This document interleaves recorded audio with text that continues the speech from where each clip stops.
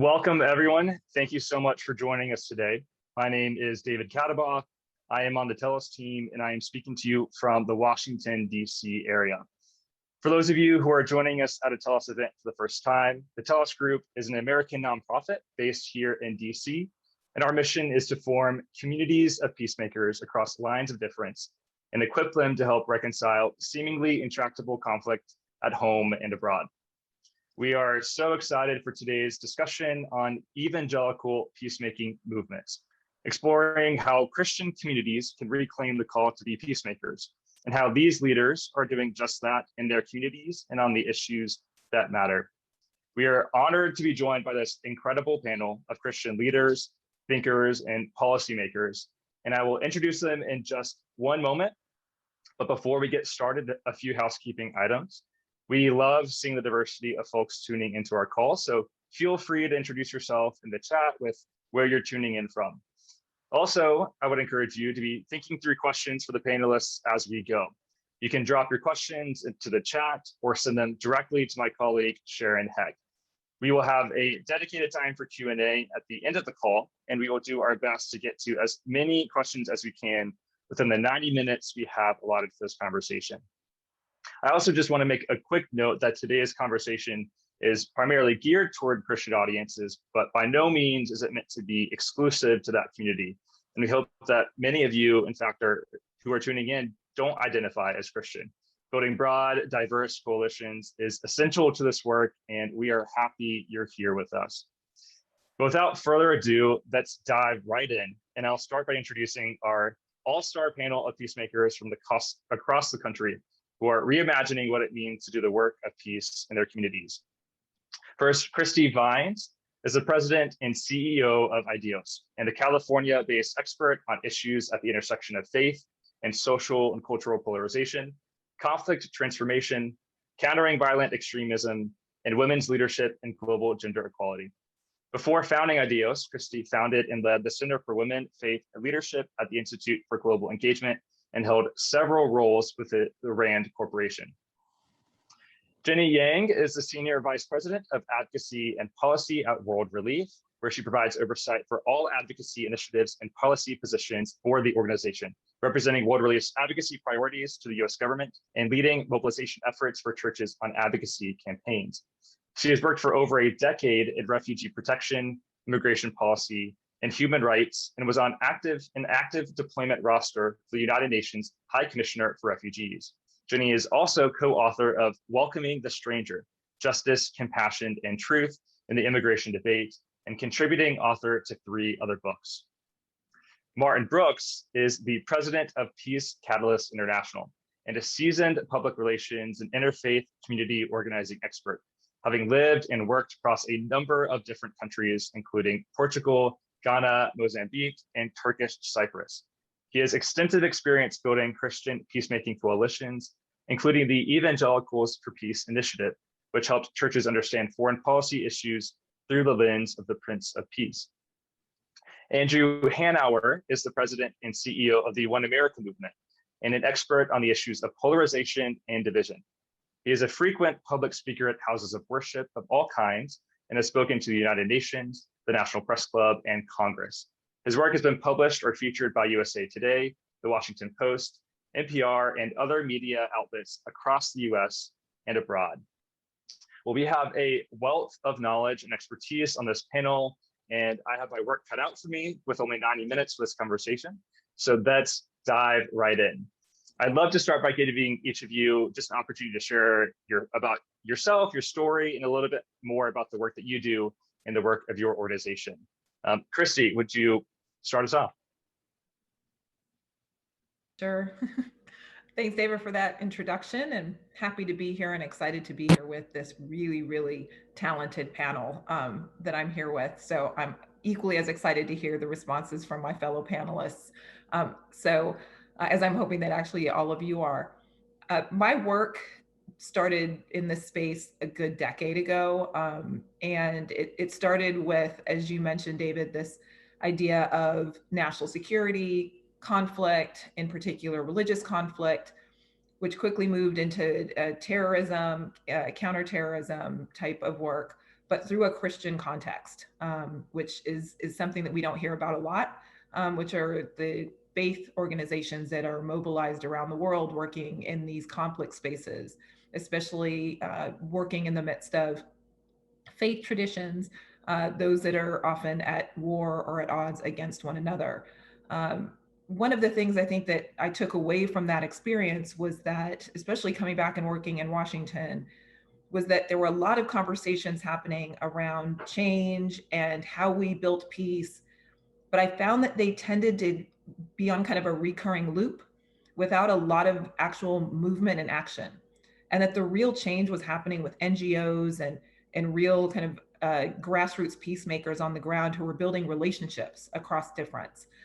Those who were willing to kind of work in the foreground and the background of peacemaking movements, and willing to have those really hard conversations, even at times that when they were, it was threat to their own safety and livelihood. And when I came back and kind of left that work, the Lord kind of tapped me several years ago on the shoulder and said, there's really something to this whole relationship building in the peacemaking space. And especially as believers, we are called to be peacemakers. And so what does that look like in practice? And I think for many of us, in fact, all of us probably on this call, we've experienced what real peacemaking looks like when you're actively on the ground working with those, even those who you would normally see as enemy. And so at Ideos, we actually discovered that this actually was grounded in this idea of empathy. And so we actually call ourselves an empathy accelerator, although we work at the intersection of faith, conflict, and kind of civic life, civic engagement. So what are we called to do as public citizens and also as Christians in these spaces of deep division, polarization, and conflict? And we do that through an empathic intelligence model, kind of the 3 pillars. And so we focus on 3 specific areas: perspective taking. So we help expand the perspectives that people hold around these really challenging issues. And we do a lot of that through media, film, and storytelling. I'm here in LA, so it's no surprise that we're moving into kind of the documentary storytelling space through film and media. The second space that we work in is dialogue. And so once we have these new perspectives, how do we have conversation about them? And so we focus on and teach and train on what we call generative dialogue, this idea that there's actually more that can emerge when we're in conversation across lines of difference. And then finally, action. We help mobilize people towards action. And a lot of that comes just through partnerships with organizations like the ones here represented on the panel. Great, thank you so much. Jenny. Yeah, it's a great honor for me to be with everyone as well. So my name is Jenny Yang, and I am with World Relief. So we're a humanitarian relief and development organization based in Baltimore, Maryland. But we do relief and development work overseas, responding to disasters and helping to alleviate extreme poverty. And in the United States, we are one of the 9 refugee resettlement agencies and provide immigrant legal services in 17 communities across the United States. My position at World Relief is really to mobilize churches, educate them on what we're seeing on the ground and the realities on the ground in the places that we work overseas and in the United States. And it's also to mobilize communities to action to make sure that we're raising our voices whenever there's policy issues at play and making sure that our perspectives are reflected in any kind of policy making within Washington, D.C., but in foreign governments as well. So it's a great pleasure for me to be here, and I look forward to the conversation. Thank you, Jenny. Martin. Well, hello, everyone. Thank you so much for allowing me to participate in this panel. It's good to see everyone, some old friends, and hopefully some new ones too. I am the current president of Peace Catalyst International. Peace Catalyst was started back in 2010 by Dr. Rick Love, who passed away in 2019. And it started with several former missionaries who had worked in Muslim countries and were distressed by how the church was responding to the foreign-born, in particular Muslims. So for the first 10 years of the organization's history, we tried to bring Christians and Muslims together in the same space, believing that interaction and better information would help resolve some of the differences. As we've looked back over the 10 years, we've added a couple of things to the repertoire that we feel like are really important, and that's beyond contact, collaboration with our Muslim partners to work on things that that are of mutual interest, and that collaboration gives us space to have conversations that we want to have. Peace Catalyst, though we were started by former missionaries, we do not do evangelism. So I just want to make that really clear up front, and that sometimes peacemaking is seen as cover for evangelism in some of the conservative churches that I am from. So we want to be real clear about that. And after 10 years of operation, we realized that the conversations were shifting in the nation, shifting to race conversations, nationality, immigration issues, and the same practices that we have used getting to know our Muslim friends work in many in-group, out-group situations.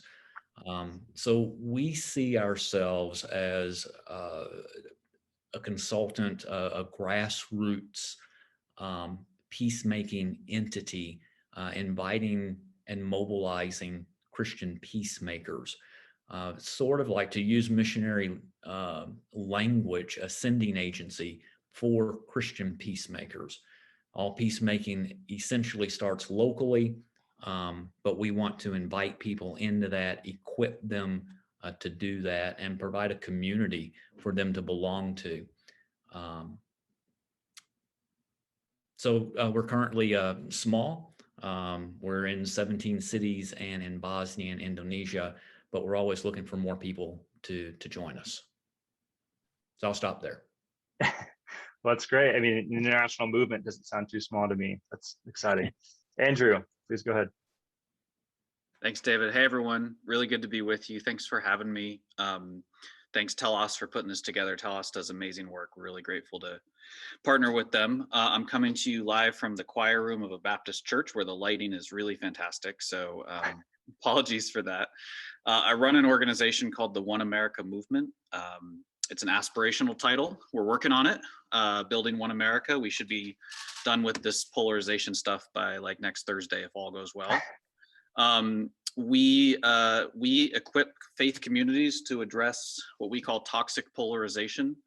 We like to say we used to have to explain what toxic polarization was, and I think after the last year, we kind of all get it.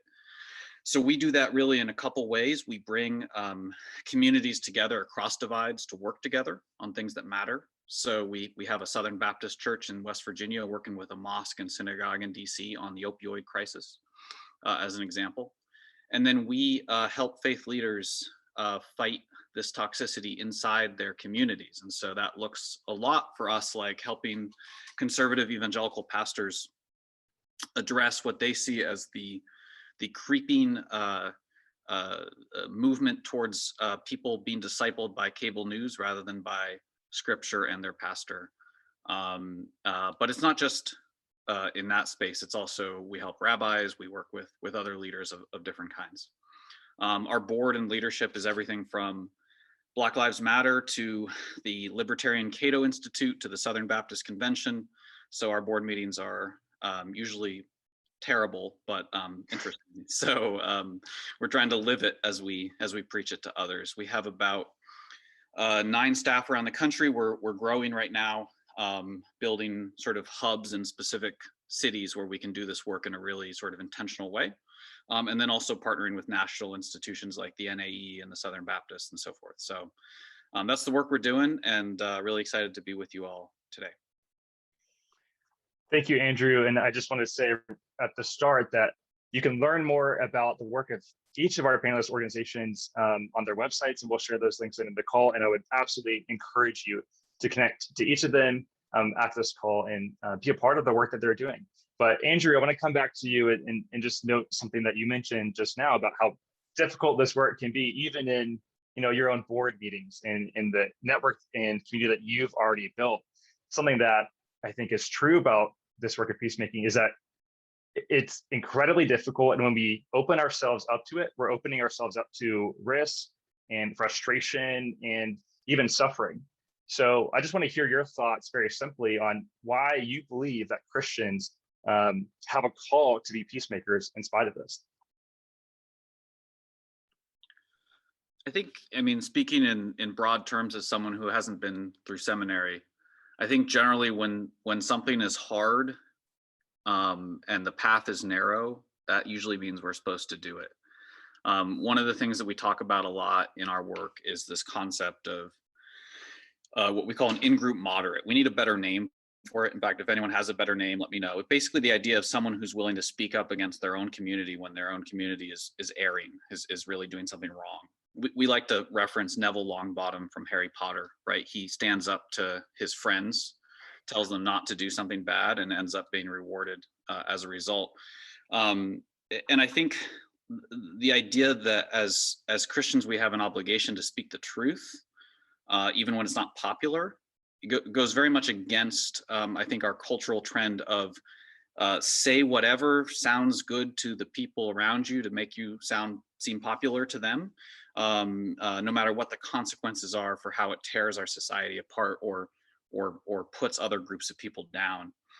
I think we have a perspective on this work that is really not about bipartisanship. We hear a lot about coming to the middle, becoming purple, becoming more centrist. I think there's a lot of value in centrism, but I think there's also a much more important calling, which is not to come to the middle, but to go up.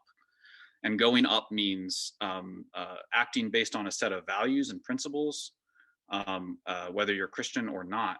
And that those values and principles are what ultimately will bring this country together, rather than trying to find a compromise somewhere in between where we stand right now. And so as Christians, if that's not our calling, I'm not really sure what is, frankly. And I think any group of people that aspires to something higher than the partisanship that we have right now has a calling to try to accomplish that in this country. I think that's spot on. And I'd love to hear, even from the other panelists, knowing that this is our call, how do you see Christian communities that you're a part of, communities that you're building even as poised to be a powerful force for peace?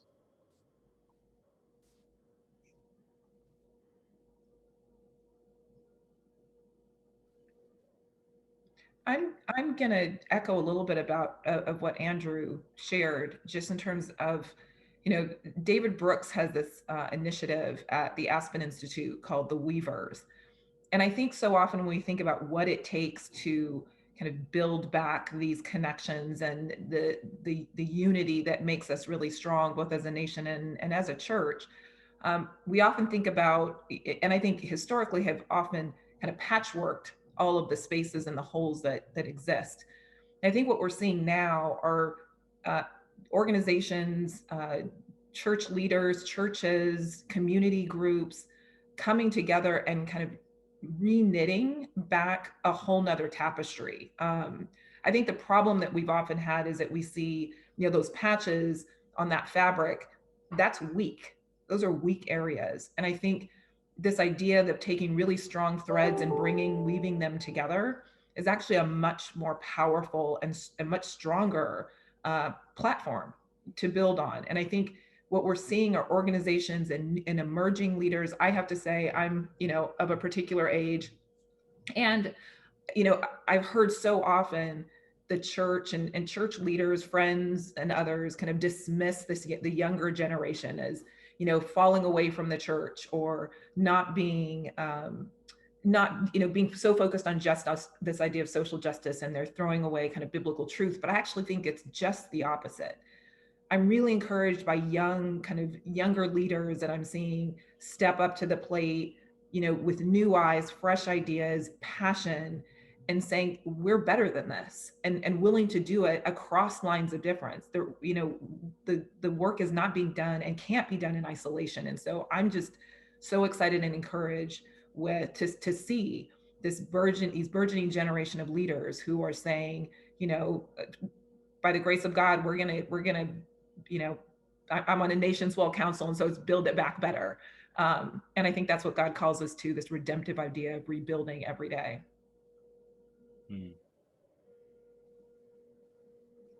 Yeah, I think that's, oh, Jenny, go ahead if you wanted to jump in.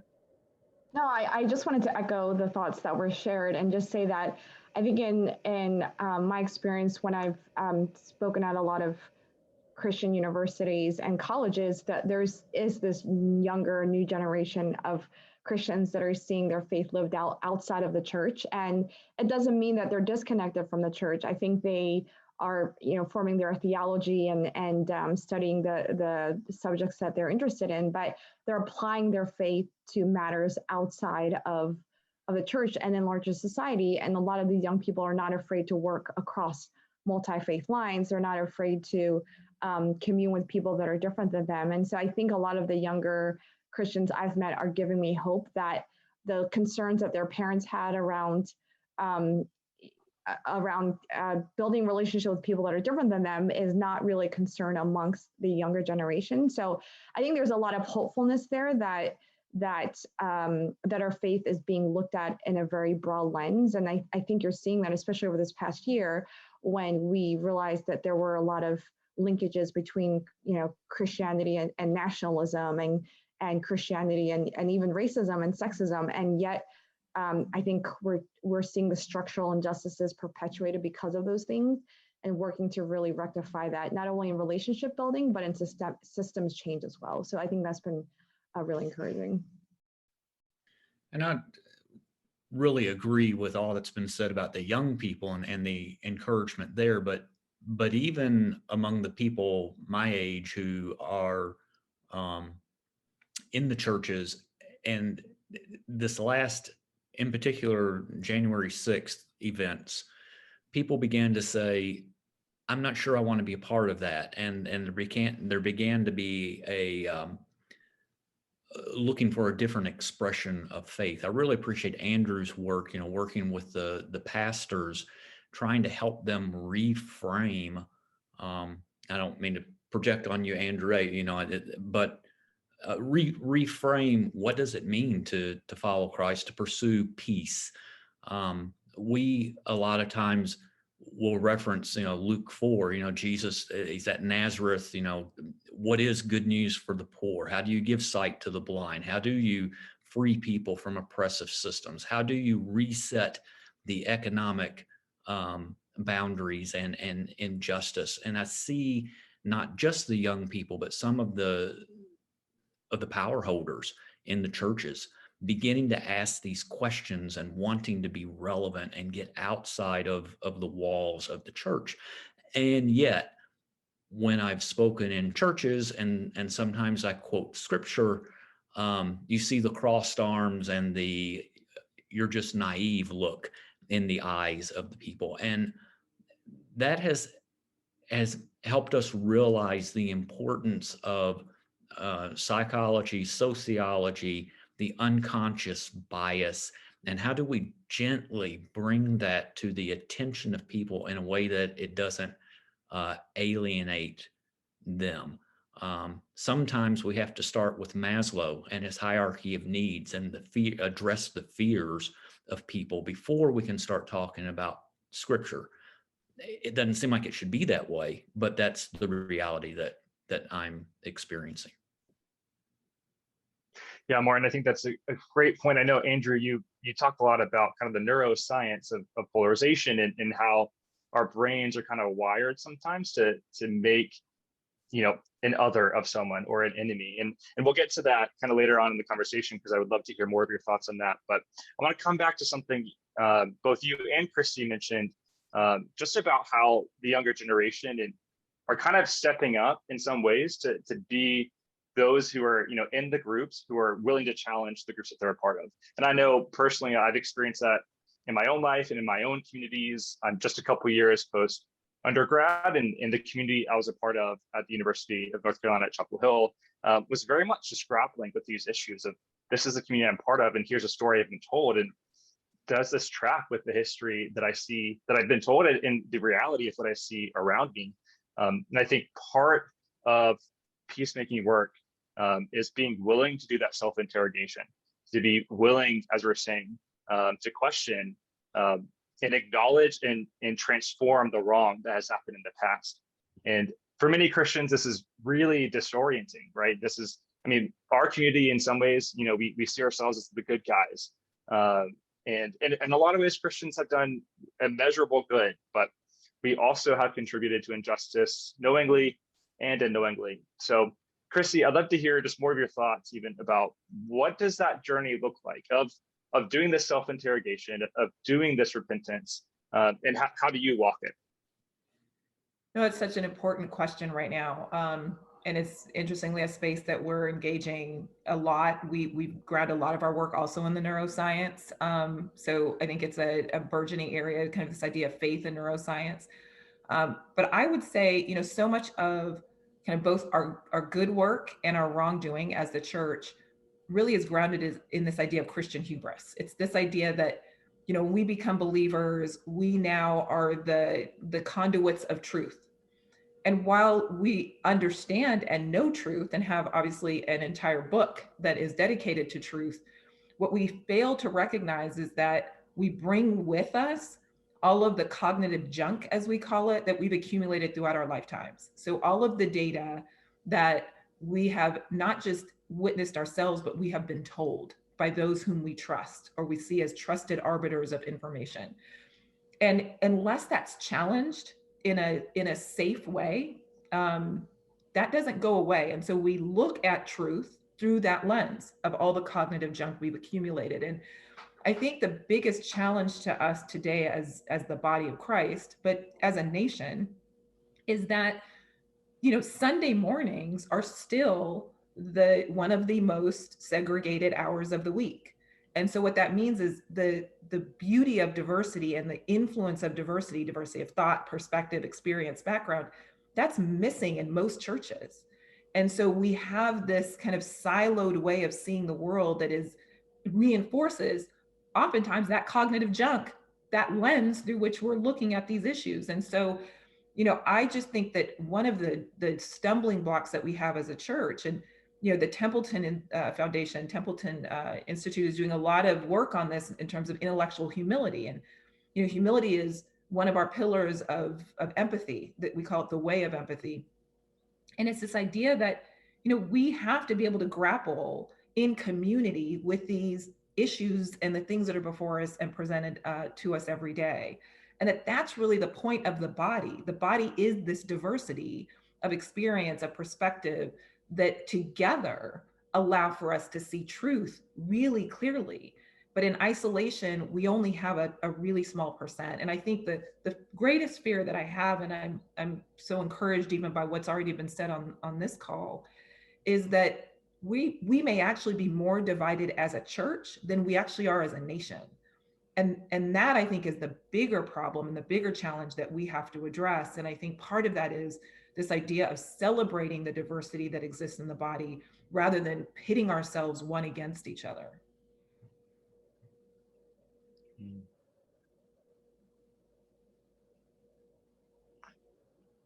I mean, I think that's an excellent point. And your point about Christian hubris really struck me, about the way that we just so clearly are unwilling and resistant to the humility, to accepting the humility that is part of what it means to be a Christian. But I was wondering if anyone else wanted to jump in that into that question before we move on. I'll follow up. I love that. I also love the phrase cognitive junk. I think we need to get that going into the lexicon, maybe make it a hashtag. I think polarization in America looks like a lot of people saying, yeah, everyone has a lot of cognitive junk except for me. I've got it figured out, right? We asked people to close their eyes and then in their head say the following phrase: of all 7 billion people on earth, I am the most correct about everything I believe.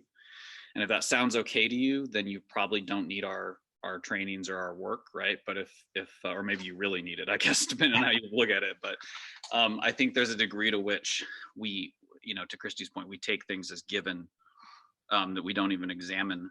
And then we look at other people with increasingly sort of mystified eyes as to how could they possibly believe something different. I think the other dynamic here is that, you know, pastors often think they have two choices. They can be silent about politics and hope it'll go away. And I think after January 6th, a lot of the pastors we work with have realized that that was a really, really bad strategy. The other thing they think their option is to speak their prophetic truth from the pulpit. And if half the church walks out, well, so be it. We have actually worked with a lot of rabbis who deal with that dichotomy as well. And the problem is that then when you do that and half the church does walk out, we get even more segregated on Sunday morning, because then we literally work with some evangelical churches that have become like willing to talk about race church and not willing to talk about race church. And now we are even less able to communicate with, reach, influence the people in that second church. So we've got to find different ways for Christian leaders to engage their communities that are not just being totally silent and being saying things that make them feel really good and alienate half the church and then lose them. That made me think of a comment I heard last week in an Alliance for Peace Builders meeting.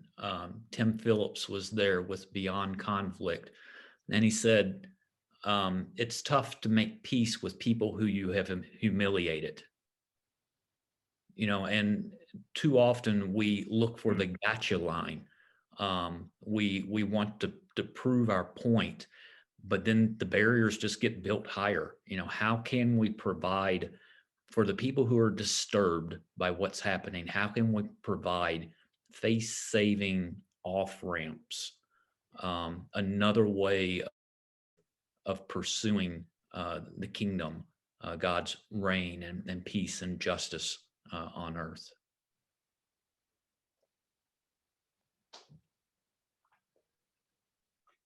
It's a powerful quote. I'm really struck by that, Martin, and it makes me think of something that we say is one of the core principles of peacemaking at Telos is relationship, that authentic relationships across lines of difference fuel transformation. And kind of as we're saying that transformation of heart, of perspective isn't going to happen unless you're pushed outside of your comfort zone into true deep relationships with other people that are challenging, you know, your assumptions, that are challenging kind of your experiences and that cognitive junk that we carry, and just how important that is.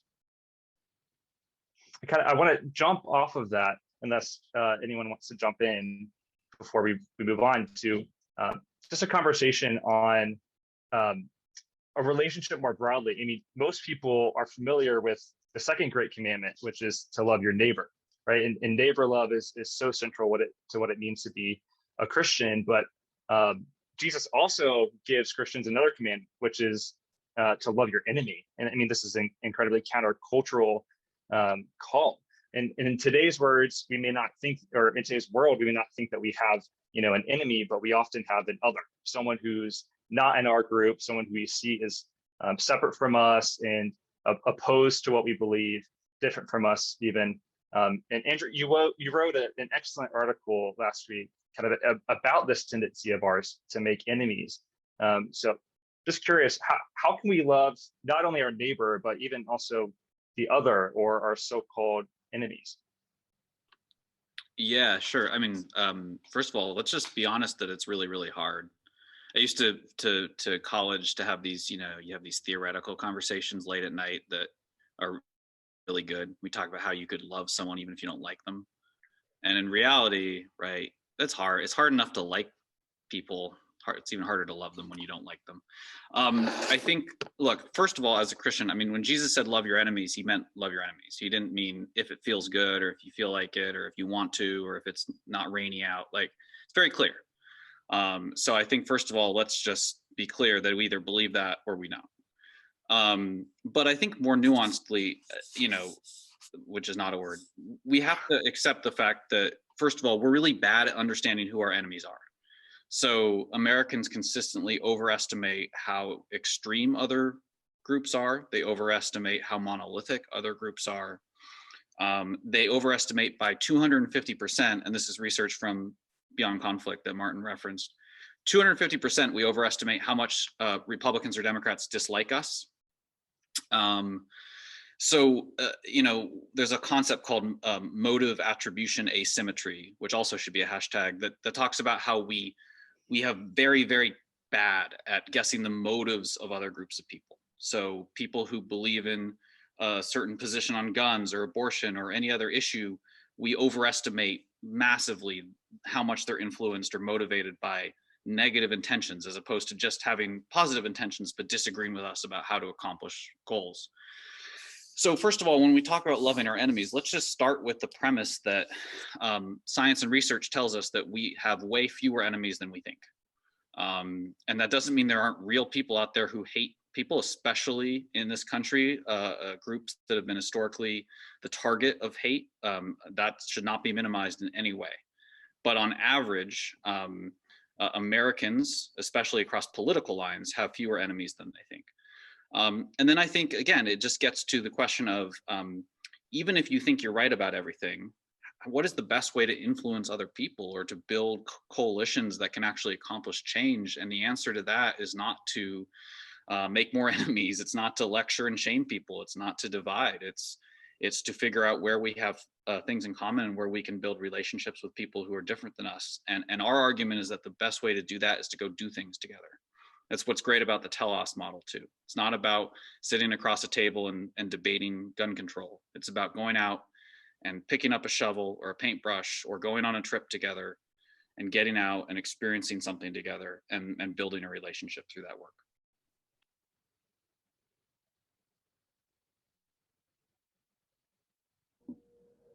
I want to add to that because Andrew's killing it today.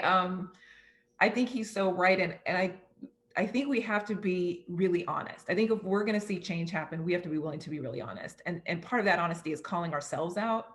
We are really good as a church at assigning other groups as our enemy.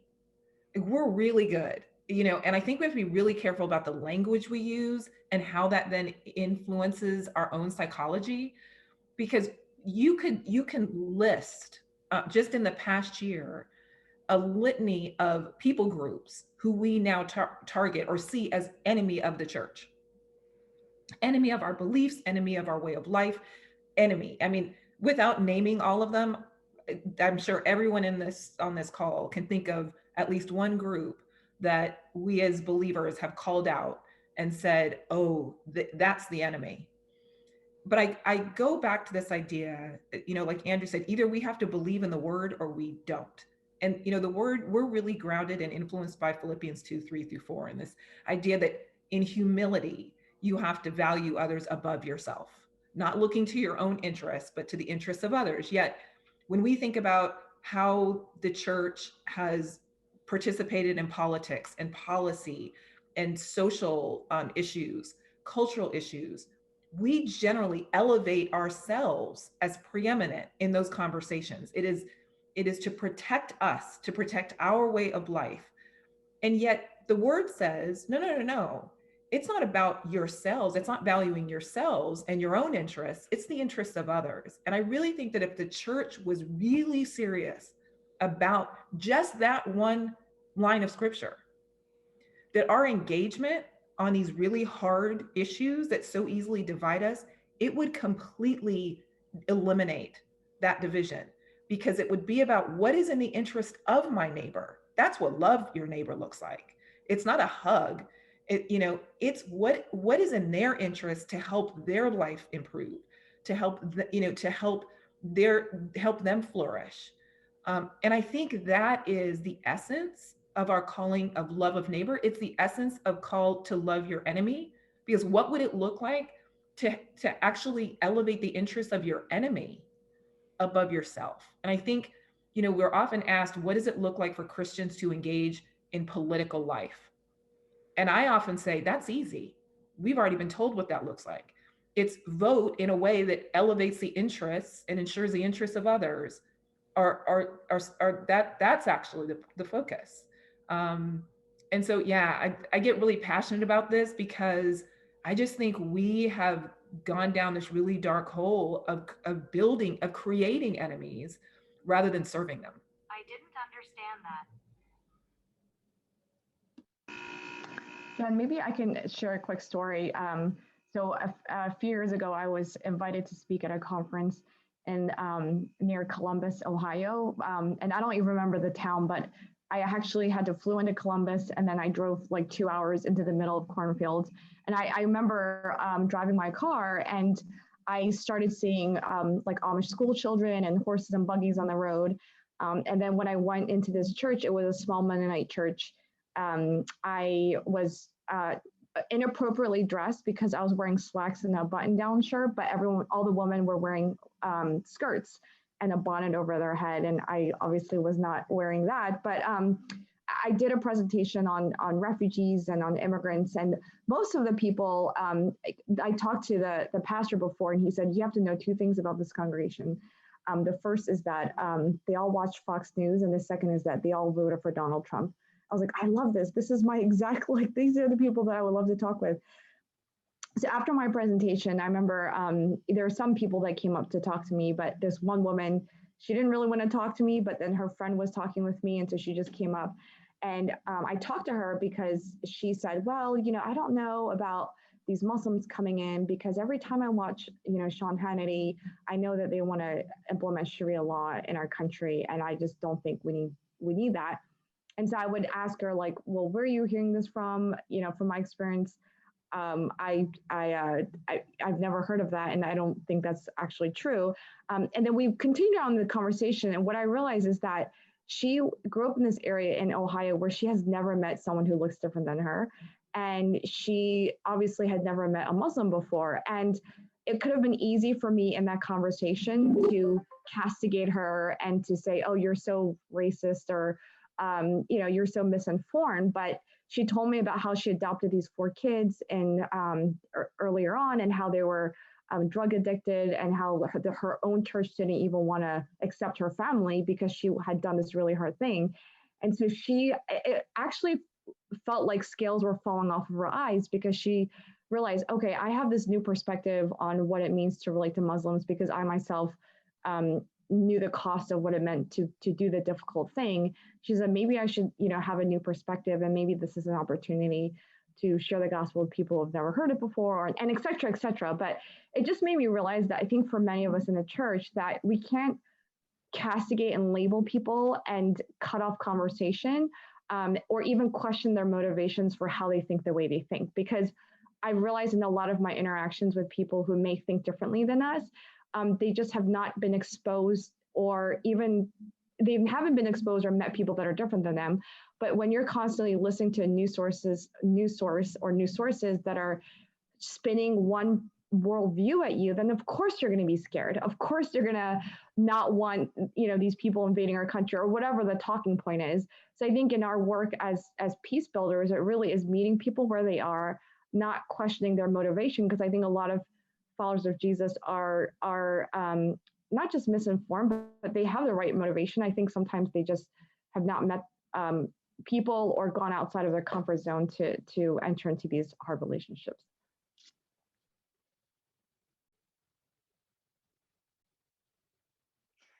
Yeah, Jenny, I think that's so important. And one of the practices, in fact, the first practice of peacemaking that we say at Telos here is listen to understand. That in order to start this work, and in fact, Paul Tillich says this, he says, love's first act is to listen.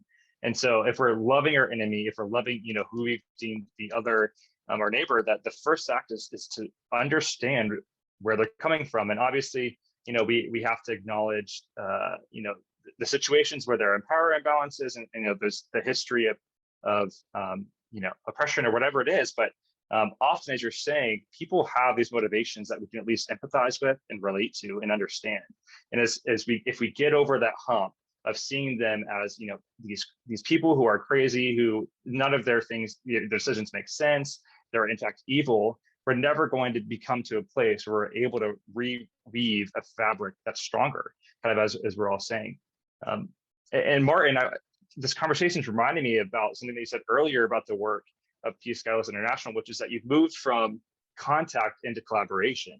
That it's not only relationships, but it's also working with, and kind of as Christy is saying, I would imagine, putting interest of someone else, of the other, before yourself. I mean, I'm curious to know how you see all of this relating to what you're doing at Peacemaking.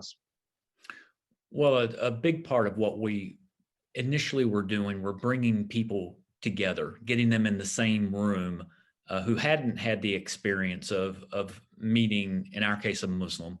So we would build the friendships with Muslims and then invite our Christian friends into those relationships. You know, interestingly, I would tell my imam friends, the pastors of a mosque, that I'm going to bring Christians into your mosque, that some of them are coming because they want to convert you. Some of them are scared to death and have never met a Muslim before. But all of them are on a journey, and we can help them ask better questions if we can work together.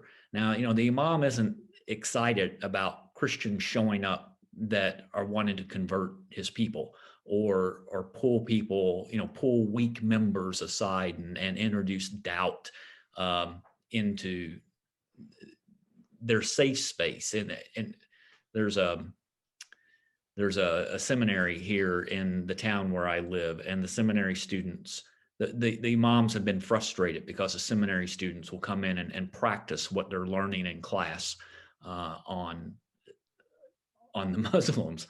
And anyway, let's say that's another topic. David, I ran down rabbit trails. Where was I going? What was I supposed to be saying?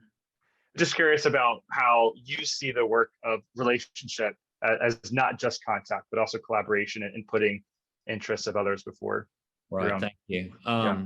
We received a grant from the government on it was they call it a CVE grant, countering violent extremism, which has become a controversial term, especially in the Muslim community, because they feel targeted by these grants. But the way we wrote the grant was to address extremism against the Muslim community. Essentially, we're talking white nationalism. So each of our cities that participated in this grant, we were required as part of the grant to have a Muslim partner. So we had Christians and Muslims working together to build resilient cities, a resilient response. What would happen if something, if there was an attack against a mosque, or if you know, one of these white nationalist groups showed up and made a big deal, caused trouble in our city? How would we work together and do that? But what we learned from that was the power of collaboration. Instead of showing up with an attitude of, I have answers, let me show you what we can do for you. It's listening, understanding first, and then working together. What is a common goal that we can work toward? And that made the relationships more trusting, more equal. And we have now incorporated that into all of our programming. You know, if we're going to do something, we're going to do it in collaboration with the community that we're working with, not just Muslims, because we've kind of moved not away from that, but into other areas too. So whatever community we're working with, first listen for a long time, find out what's going on there, and where our agendas can collaborate together. We don't insist on doctrinal agreement before we'll work together. And that's been one of my frustrations with the conservative churches here in my town, and I think it's true across the country. There'll be an event, a shooting in the city, or a protest or something, and the conservative church will stay away from it, does not engage in it. And I think it has to do with fearing that you're going to be perceived as endorsing doctrinal beliefs that you don't agree with. We have to get beyond that and value the relationship with the person more than our doctrine, our understanding of doctrine. Absolutely. And I think what you're saying is so important in the sense of what true relationship looks like, and that you're elevating the voices and the concerns and the fears and the needs of the community that you're building this relationship with. And at Telos, we call that centering the leadership of the marginalized, that the people who are closest to the problem often have the best solutions for those problems, and how it can be really easy, especially for Christians who have intentions to heal, to restore, to come in with a vision of what that healing and restoration looks like, but to do so in a way that actually takes away the agency of the people in the community that they're serving or building relationships with, and even can cause more issues. And so what you're saying about building that collaboration by listening and elevating and centering the needs of the people you're building this relationship with is so important. And I think it's also interesting just to hear about the government grant that you received, and the way that policy and politics is so intertwined with what it means to be a peacemaker, right? The government that in the society that we live in determines how resources are distributed, and we make decisions about that through politics. And Jenny, you live in this world of politics and policy, and very much connected to how that relates to the vulnerable, the immigrant, the refugee. And I'd love to just hear more of your thoughts on why you think policy and politics is so important for Christians, especially Christian peacemakers, to pay attention to. Yeah, I think that's a great question, because I think for many of us who care about justice issues and care about our vulnerable neighbors, it's easy to think that charity is the answer, and charity is needed. I think a lot of times by charity, I mean meeting the immediate needs of an individual person, providing food, shelter, water. Those are the things that at World Belief we do consistently, especially overseas and even in the United States. But I think the harder thing is moving from charity to justice. And by that, I mean not just meeting the immediate needs of our vulnerable neighbors, but ensuring that the systems, the structures, and policies that are in place where that individual lives is actually affirming the dignity of that person and ensuring the flourishing of that person. And so I think Bill Foster had this one quote where he said, charity is giving crumbs off your table, where justice is providing a seat at your table. And it's the sense that, is there room for everyone in our communities to flourish in systems that recognize, again, their dignity? And so I think for many of us, we've seen this happen over this past year in particular, where I think especially the Black Lives Matter movement and other movements have really opened our eyes to see the systemic injustices that are in place, whether it's police brutality or whether it's really restrictive immigration policies and et cetera, et cetera. And so we recognize that in order for us to truly care about our neighbor, we need to care about the systems and structures in which they live as well. I think for us at World Belief, we've seen this really play out in the immigration realm, because a lot of our work in the US has been getting churches to partner with us and actually reaching out to our immigrant and refugee neighbors to make sure that they're integrating well and to build relationships. But for a long time, we had laws on the books where certain nationalities were actually restricted from coming into the United States, which meant that some Somali families that we were serving, or that Syrian families that we're serving, were waiting 4 to 5 years to be reunited with their family members overseas. And so many of the churches that were working with these individuals said, I'm serving this Somali refugee family, but they're just always trouble because they want to be reunited with their family members that are still living in refugee camps overseas. And, what can I do to implement change? And so they would start contacting their member of Congress and speaking up and raising their voice regarding systemic change. And so Proverbs 31:8 says to speak up for those who cannot speak for themselves, for the rights of all who are destitute.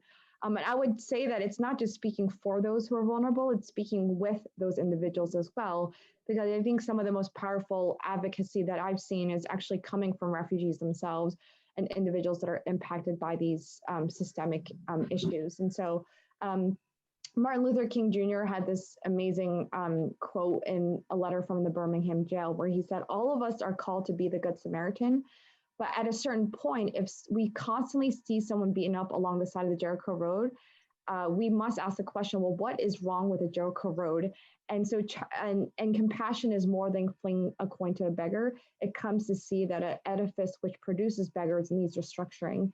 And it's this idea that we need to go beyond just meeting the individual needs of our neighbors and actually ensuring that the laws that are in place are actually leading to the thriving of these individuals. And so there's a lot of places in which this is very evident, where we need systems change, where we need policy change.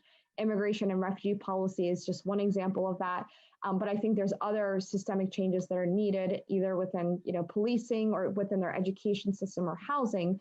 And so I think it is my hope that as we talk about issues of justice, that it's not just about, well, what can I do to meet the needs of this individual, but looking at the broader system that is impacting thousands, millions of people, and raising our voices to make sure that we can affect change at that level. And I think I'll just conclude with this, because I believe right now we are at this time when people don't just look to what we do, but what we say as to what we believe, right? And so I think a lot of people they will never pick up the Bible perhaps, but they will understand who Jesus is by what we say in the public square. And so I think for us as a church, it is critical that our Christian witness reflects the values of Christ in what we care about and how we talk about our neighbors. And I think a lot of that is connected to what we expect from our elected officials and others that are really in positions of power to make a big difference in the lives of our neighbor. So, yeah.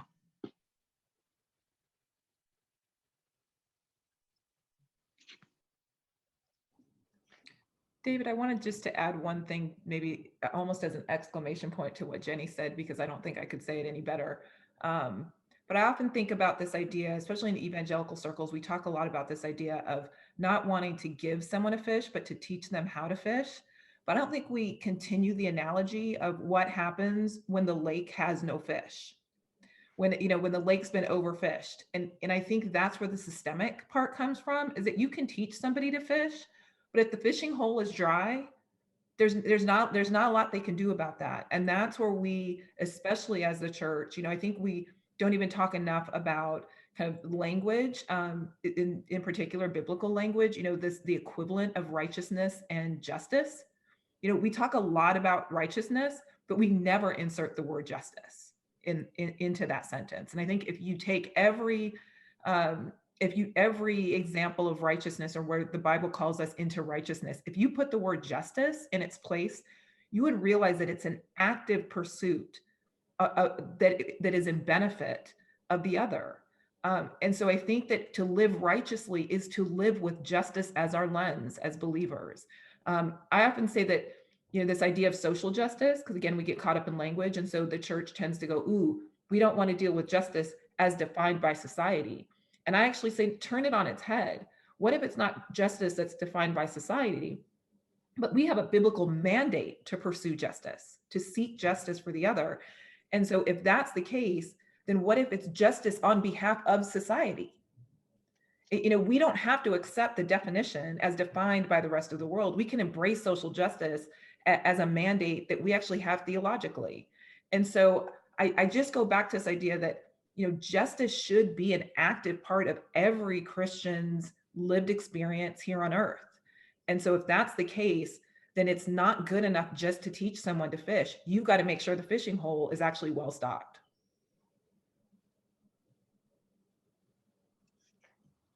I think that's an excellent analogy, Christina. It makes me even think of even the ways that we can teach people how to fish and give them a fishing pole, but we have the fishing boat, right? Like we are the ones who are able to fish and clear out the watering hole and use those resources differently. So I think that's an excellent point. And I just had a question, kind of going back to something we shared at Telos a couple of weeks ago. Jenny, I want to hear your thoughts on this. Christianity Today recently released a report on the spending of, I think, the largest 25 Christian advocacy organizations. And some of the top issues were support for Israel and religious liberty, and anti-poverty measures and advocacy was much, much lower. In fact, I think one of the smallest initiatives. So I'm just curious to hear, even kind of going along this conversation, where do you see the challenges within this mobilizing the church community to do the work of justice, which, by the way, is so integral to the work of peace? Yeah. Well, I think, I mean, there's this storied tradition within evangelicalism of kind of alignment on certain key issues that I think are important. I think religious freedom is very important. And, a broad pro-life ethic is something that's critically important as well. I think the challenge is that we understand that there has been power wielded on these issues, but is their power wielded on behalf of those who are very vulnerable, who oftentimes whose voices aren't listened to? And are we willing to speak up and use our voices and our power and our influence to speak into those issues as well? And so, I mean, that study is fascinating because I think it is illuminating to what maybe many of us understand about, no, evangelicals are political. They're just only political on certain issues.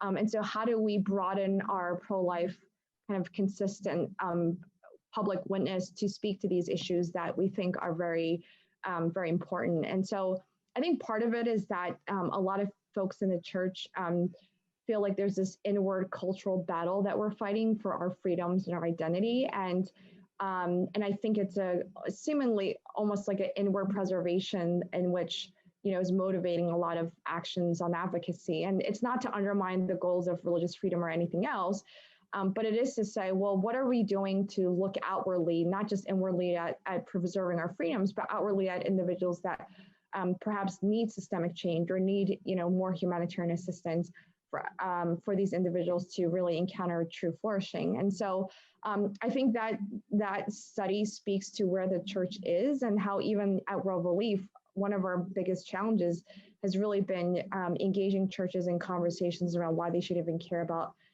immigration issues, because a lot of the churches we work with will give us money to serve people over there, but not to bring them here. And actually during the previous administration, where we're doing a lot of advocacy around refugee issues, we got specific emails from a lot of pastors that were saying, oh, now you're getting really political. I'm partnering with you to do work overseas in Africa. But again, I don't think that we need to partner together on issues here, even though the values that are driving our work in both communities is exactly the same. And so again, I think it is a challenge, I think, and for many church leaders and even those in the broader church to understand your voice can matter on issues related to those who are most vulnerable, I think is critical. And sometimes people don't want to engage in those conversations because they think there's a personal cost to them.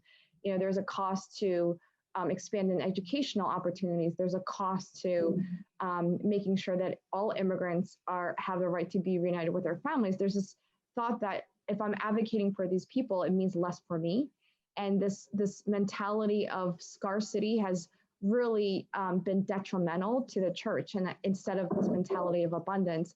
And I think that's affected advocacy as well and the use of our voice. And so I think having that mentality of abundance where there's enough for everyone, and how can we serve our most vulnerable neighbors well, where they can truly thrive in our society are key things that I think we're needing to continue to change. And what we do locally affects how we're received internationally. I mean, all of these groups that work both domestically and internationally know that when you go into a Muslim majority country or a country that has refugees that are fleeing from it, they are paying attention to what's happening in the US. One interesting story, in 2014, I think it was, a mosque here in Louisville, Kentucky was vandalized. And I received a call from my Muslim friends wanting me to show up at a press conference the next day. The mayor was there and he said, "We're a compassionate city. This is not what Louisville is all about." And he called the city to respond to this graffiti and vandalism of the mosque. About 1,000 people showed up the next day to paint over the graffiti. There wasn't enough graffiti to go around for all the people that wanted to paint over it. The Jewish community showed up, the Catholic school showed up, just a bunch of random people who weren't even, many weren't religiously motivated. It's just the city showed up because that was the right thing to do. But how that played out internationally, there was a Pakistani physician that prayed at that mosque, and he wrote an op-ed that appeared in the largest English paper in Pakistan. And he talked about how when the Muslim minority was oppressed in the US, in Louisville, the community showed up and defended religious freedom for the mosque. And he challenged the people of Pakistan, would we as a Muslim majority country have done the same thing for a religious minority in our country? So because Louisville responded well, we gave this man a platform to advocate for religious freedom internationally, which is important to all of us. So how we respond and how we respond to local situations has international ripple effects. I think that's a great point, Martin. I think one of the biggest questions that Christians are facing, it seems like to me, in our age is, how do we live as faithful witnesses in a culture that sometimes we feel like we're at odds with, or we feel like there's lots of different competing interests for our concerns or our time or engagement, and there are these groups that we feel othered by, and so learning how to love those well who have these different experiences, and recognizing the ripple effects of that love, and the making of this beloved community where everyone has opportunity to flourish, kind of as you're saying, Jenny, that there's enough to go around, is so important. Well, I want to shift to a time for questions and answers. And I know we've taken enough time already, so I apologize to all of our attendees, but feel free, as you have questions, put them in the chat now, and we can direct them to the speakers. If you are available, we'd love for you to come off mute and ask a question directly. But feel free to forward your question to my colleague Sharon, if you are unable to do that. And I'm going to start actually by offering a question from one of our attendees who is unable to ask it. And Andrew, I'd love to hear your thoughts on this, but Ann Howard asks, how do you engage well with specifically white, conservative evangelicals and those farther on the right? Many domestic bridge building organizations seek to bridge divides, but don't attract, seek out, or engage well with conservatives. Instead, they end up working with people who are like them in one way or another, leading to less bridges being built, and therefore aren't as effective in combating polarization.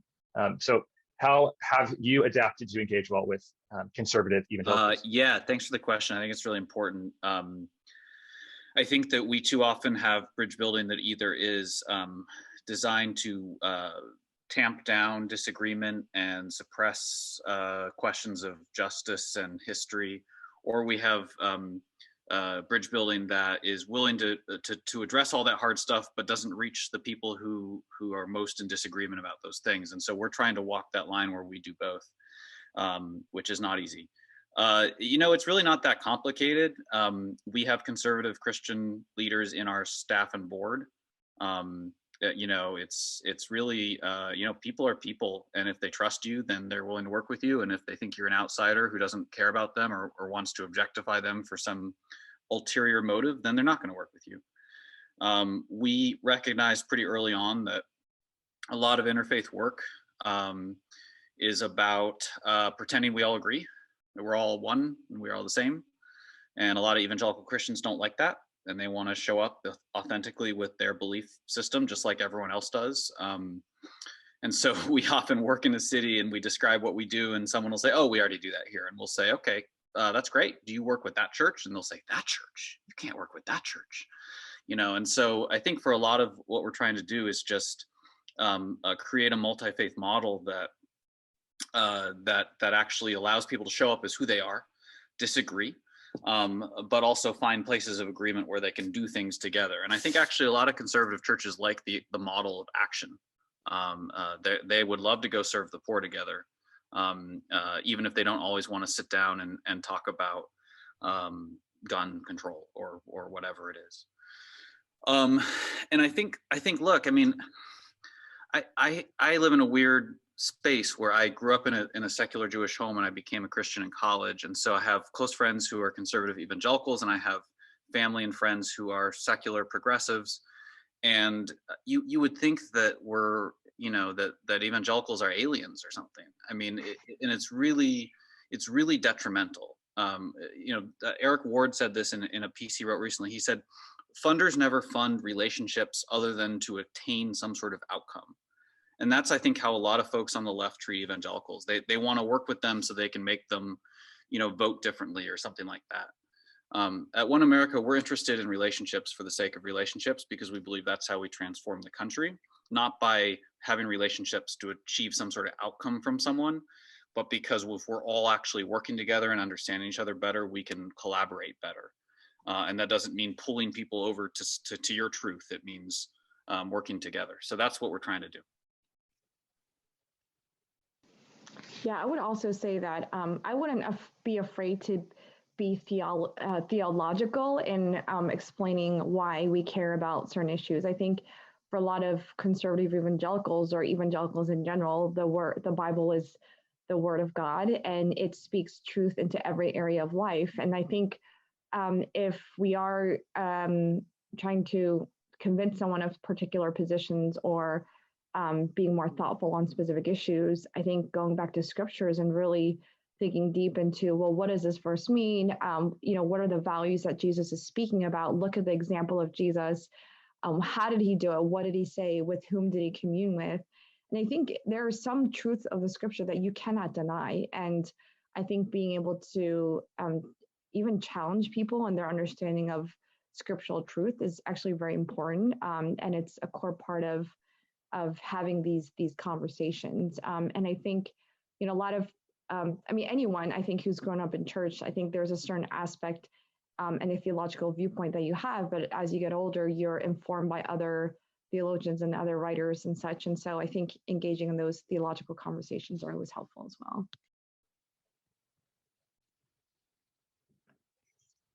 I think that's a great point, and something that we talk about at Telos, especially, and I'll just make a little plug for our trips, but something that we talk about in relation to our trips is that we don't just go where Jesus went on our trips to Israel, Palestine, but we go where Jesus would go today, and we commune with the people that he would commune with if he were there today.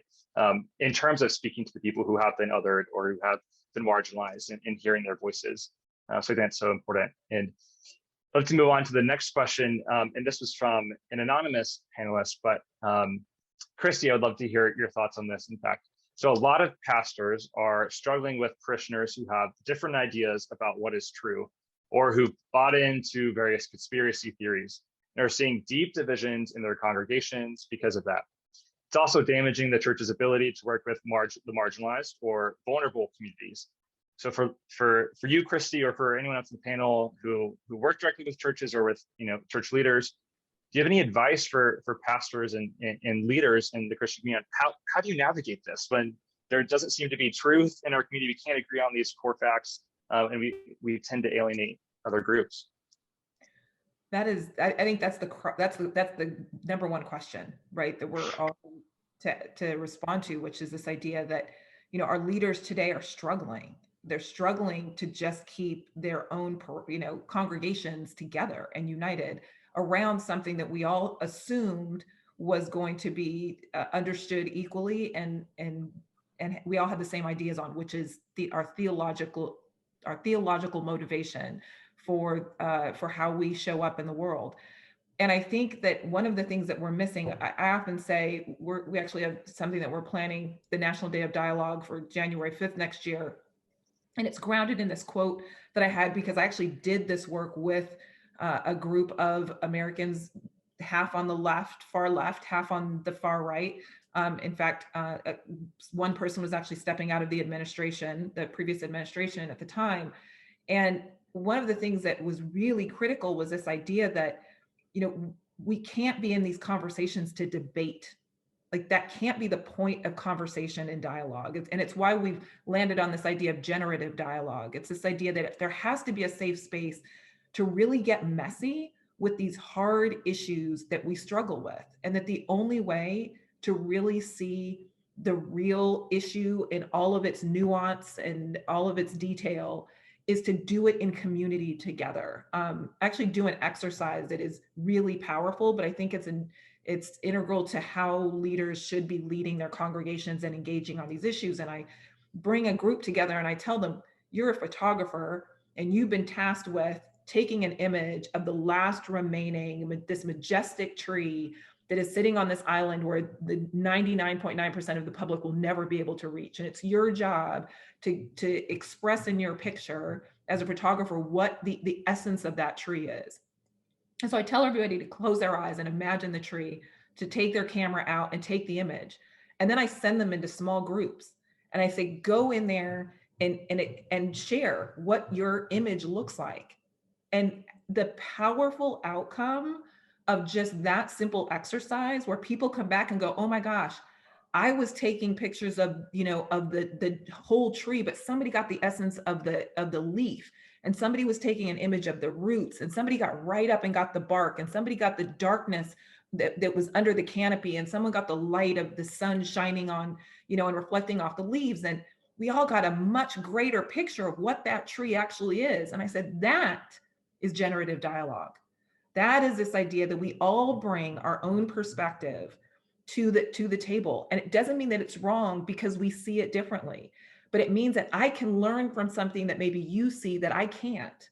And so I think this idea that we left, I think it's definitely indicative of our generation, or at least mine, is that, you don't have these kinds of conversations with polite company or at the dinner table. Well, I was raised where that is exactly what happened. Like Sunday dinner with my family was, you threw it all on the table and you hope that nobody, got food thrown on them in a food fight at the end. But what we learned is that the next Sunday, we all had to come back together and we all had to do dinner together and we had to do life together. And so it couldn't be that we were so hung up on being right that we forgot about the relationship that was integral to who we were. And I think that is really where the church needs to come. It really needs to go. Is this idea that as the body, as human beings, we all have a unique perspective to share, and that we have to have the skills and the tools to wrestle with those ideas with others who completely disagree. But if we're doing it in isolation, where we're never exposed to those ideas, then we always see it as a threat to our own way of life and our own perspective.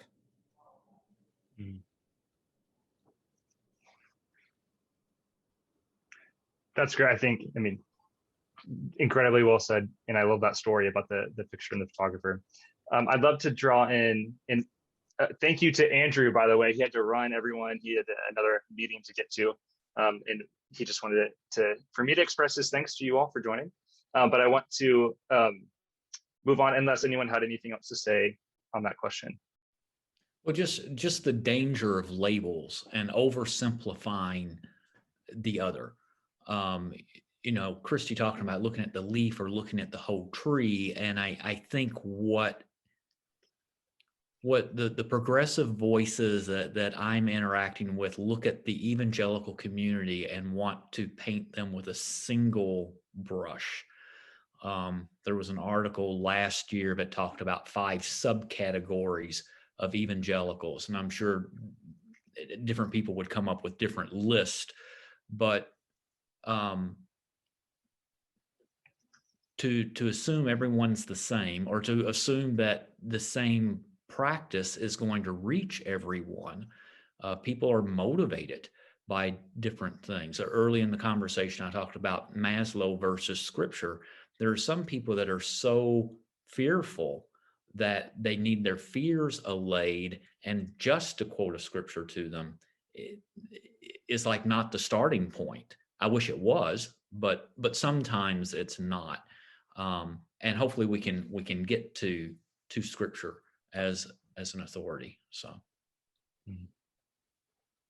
that's a great point, Martin. Thank you for that.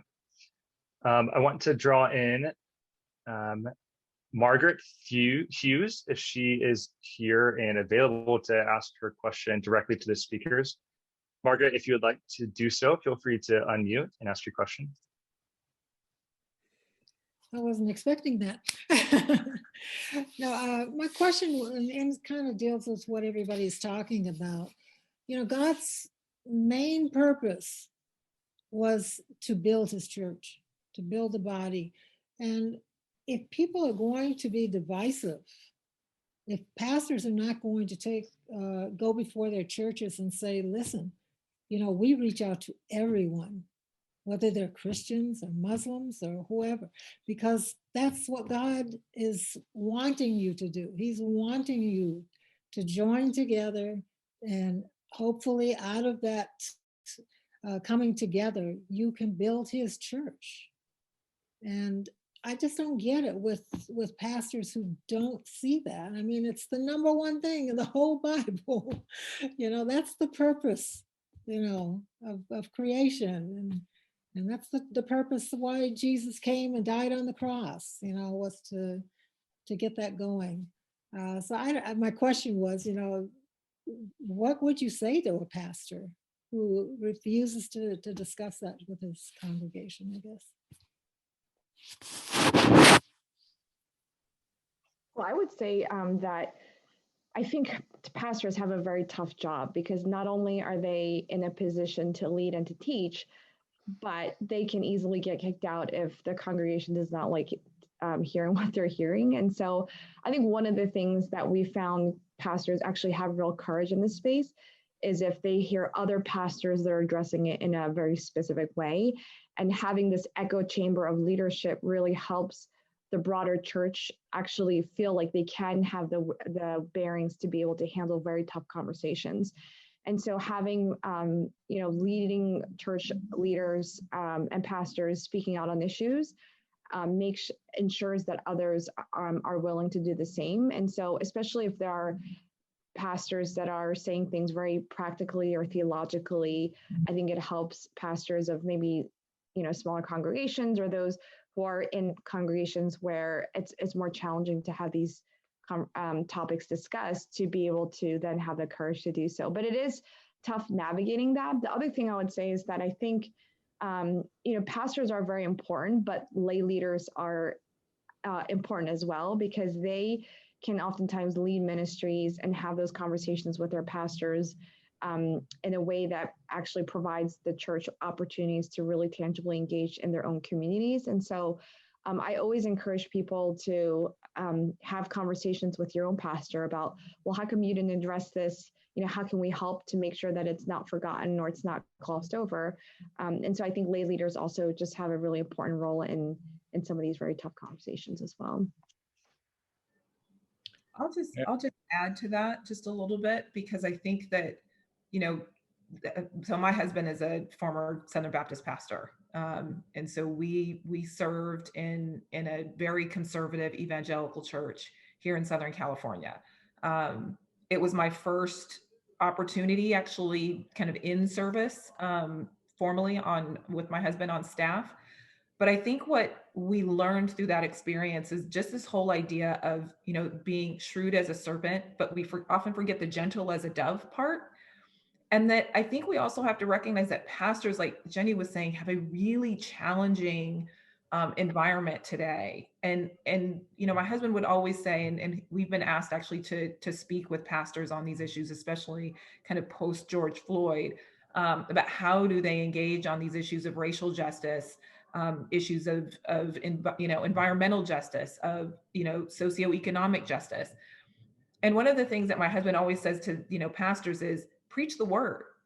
Just preach the word. It's not your job to keep the congregation. It's your job to preach the word. And if you're preaching the word in season and out of season, you've got to leave it up to God to do the rest. And I think that there is some truth in that. I think that there's some truth in this idea that sometimes it's easier to gloss over certain parts of scripture. Sometimes it's easy to state it and not expound on it and its application in today's environment. But I think right now, I think pastors, some of them have to get past fear themselves. And I think there's a call on pastors right now. I mean, look, we've been here before. We went through the civil rights movement. We've been through many other situations, both here in the United States and globally, where pastors sat on the sidelines because out of fear of what the impact of their actions would have on their congregations. And, I can remember, I always say that it's only a campaign until the people on the other side of the aisle are willing to join hands and move forward together. And I think this is a moment for pastors to move out of these feelings of isolation where it's only their responsibility to convince their congregations of what's righteous and what's not, but rather to hold hands with other pastors and other congregations across the aisles and really wrestle with these hard issues, so that there is, because that's how the body functions. No part of the body functions in isolation. And so I think as long as pastors are preaching the word and move out of this fear, and really just recognize that a lot of what has happened, to start, David, you asked a question about the wrongdoing that the church has been a part of. I think a lot of that has been because the church so often, and leaders in the church so often, were motivated by this idea of holding on to something. And usually it's the congregation. And I think that pastors have to let that go and just stand on truth and the word. I think of the concept of calling out versus calling in. And when people are doing things that we perceive as incorrect or counterproductive, we can call them out and say, this isn't scriptural, or this is not American, or this, whatever. But if we can find something to call them into, something that we can collaborate on, something that we agree with. So when a pastor is looking at his church and they're divided, where is that point of connection? How can we move the needle forward? Some of us do it by bringing people that are at odds or don't understand each other, by bringing them together. I've, in the last few years, been going back to the creation account and describing shalom as harmony. And we're called to the restoration, to the ministry of reconciliation of all things. What was right? What was men and women were in proper relationship with each other and with nature and with God. What can we call people into to pursue together? And if we focus too much on calling out people, then I think that's a source of a lot of the division. I think that's so important, Martin, and something that we, just big picture, Telos, if you're unfamiliar with what that word means, it means the end goal, or where we're headed, right? And so much of the work of peacemaking is that we're moving in this direction. We have a vision of what things can be, right? And so we're calling people into that vision, into the work of reconciliation, as you're saying. And as you said, Christy, as well, that work can only be sustained when we're doing it together in movement. And that's why I'm so thankful for this conversation today with each of you, and just knowing the work that you're doing in the networks and communities that you're a part of, that you're building this broader movement of the church, of Christians coming together as a body to bring this world, to bring relationships with others back to shalom, as you're talking about, Martin. Well, we are out of time. Unfortunately, you all have been incredible. Thank you so much for your words and your time with us today. It's been an absolute pleasure. And I want to thank everyone who's been listening and stayed with us for over 90 minutes today. We thank you for that. Want to encourage you to connect with the organizations of our panelists. We will send links out to their websites in a post-event email, which we will send after this call and after we've posted the recording on YouTube, which you can find and share with those in your family or friends later on. I'd also just like to invite all of you to consider partnering with Telos through a tax-deductible donation to support our ability to host discussions and educational content like this for free. But thank you again to our panelists and to everyone for joining us. It's been an absolute pleasure, and I hope you enjoy the rest of your day.